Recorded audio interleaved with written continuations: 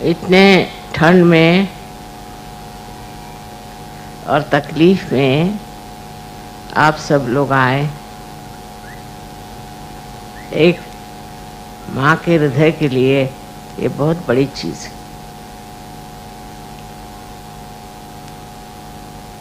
अब और कोई दिन मिल नहीं रहा था, तो इसी दिन आप लोगों को तकलीफ उठानी पड़ी और आप लोग इतने प्रेम से सब लोग यहाँ आए। सबका कहना था कि एयरपोर्ट पे माँ हम तो बिल्कुल आपको देख भी नहीं पाए और मैं भी आपको नहीं देख पाई, इसलिए बेहतर है आप लोग आज यहाँ आए हैं सब लोग। और दिल्ली वालों का जो उत्साह है वो कमाल का। ऐसा ही उत्साह सब जगह हो तो ये भारतवर्ष एक सहयोग का महाद्वार बन जाएगा।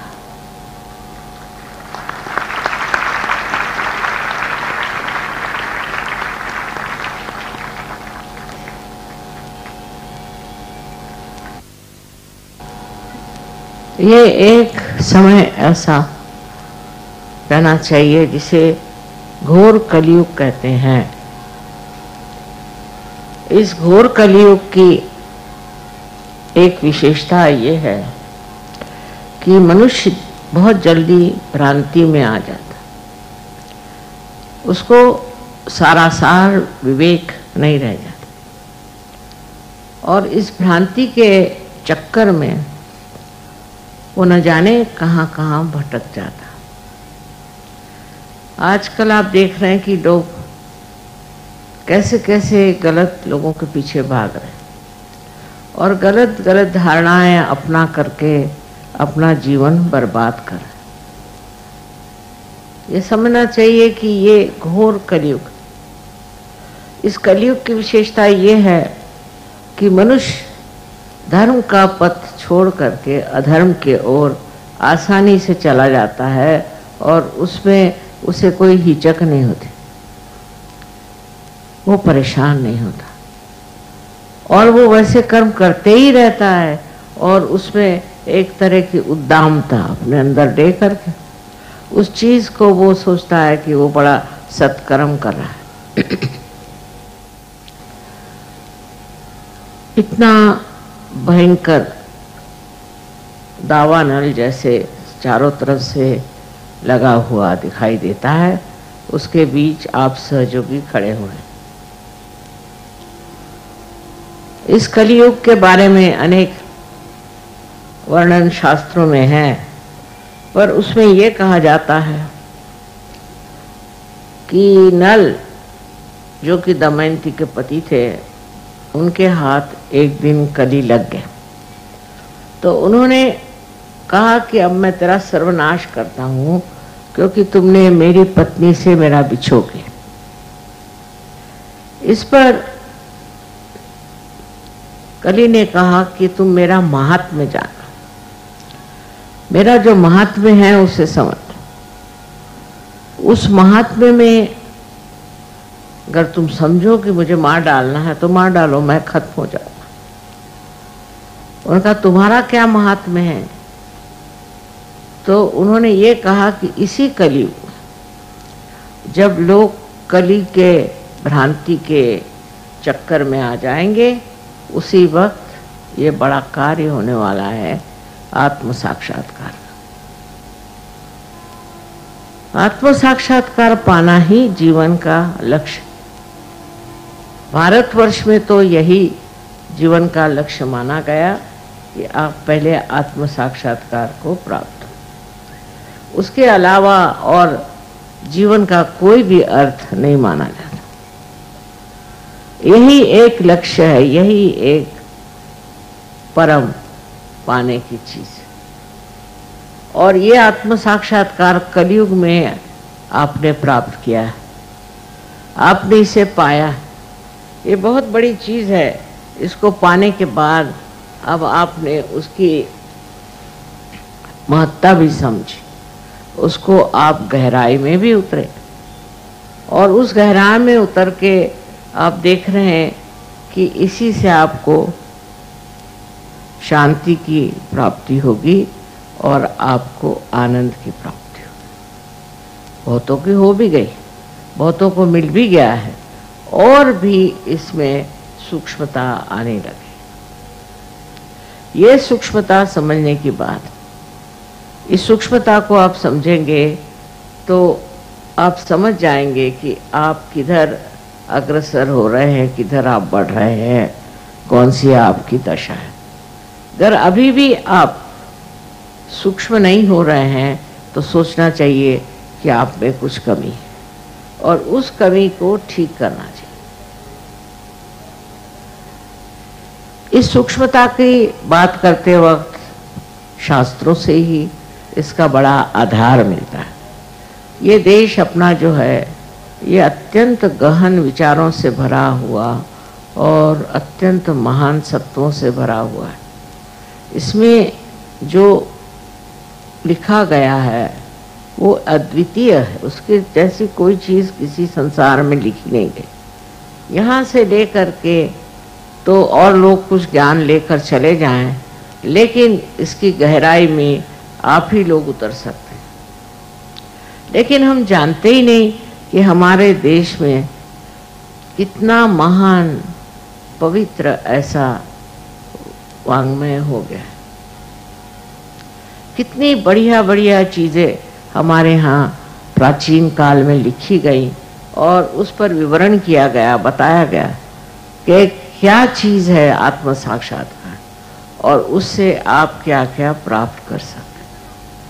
हालांकि हमने आपको बहुत चीज़ें खोल खाल के बता दी, समझा दी, लेकिन उसकी अनुभूति हुए बगैर, उसको महसूस किए बगैर आप किसी भी तरह से संतुष्ट नहीं हो सकते। उसकी अनुभूति होनी चाहिए, और वो अनुभूति क्या है ये समझने की ज़रूरत है। सबसे पहले तो समझना चाहिए कि हम 5 तत्वों से बने हों। ये 5 तत्व हमारे अंदर सारी क्रियाएं करते हैं, सब उसी से हमारी घटना हुई, उसी से हम एक मनुष्य जीव बने। सारे जानवरों में हर एक में ये होते हैं, और विशेष रूप से मनुष्य इंसान में इसका प्रादुर्भाव इस तरह से होता है कि कुंडलिनी जो है वो सिर्फ मनुष्य में ही, मानव में ही स्थित होती है, और वहीं वो कार्यान्वित होती है, क्योंकि अब आप अपने चरम स्थिति में आ गए। इसके बाद आपका जो भी कार्य है वो उत्थान का कार्य, और उस उत्थान के कार्य में अब आपको आत्म साक्षात्कार प्राप्त करना है, और उसके लिए कुंडलिनी आप सबके अंदर स्थित है। अब ये मैं बता रही हूँ, लेकिन ये बातें हमारे यहाँ बहुत पुरानी लिखी हुई हैं कि हमारे अंदर कुंडलिनी की शक्ति, और उसके बाद अनेक लोगों ने इस पर काफ़ी वर्णन किया हुआ है। जैसे 12वीं शताब्दी में मैंने बताया था ज्ञानेश्वर जी ने वर्णन किया, और 16वीं शताब्दी में तो इतने लोग हुए, गुरु नानक जैसे इतने महान कहना चाहिए कि विद्वान, उन्होंने तक कुंडलिनी पर बहुत कुछ लिखा। कबीर ने लिखा, तुकाराम ने लिखा, नामदेव ने लिखा, सब लोगों ने लिखा है कि ये शक्ति हमारे अंदर है, इसे जागृत करना चाहिए। ये बात समझने की है कि ये हमारे ही देश में लोगों ने इतना क्यों लिखा, क्योंकि हम ये जो देश के देशवासी हैं, ये कोई तो भी विशेष लोग, ये धर्म में पले हुए लोग, इनके अंदर धार्मिकता है। सदियों से धर्म हमारे अंदर बसा हुआ, और धर्म ऐसा है कि हम समझते हैं यह धर्म, ये करना गलत बात है। और देशों में मैं देखती हूँ कि वो धर्म अधर्म के अंदर कोई भी अंतर नहीं पाते।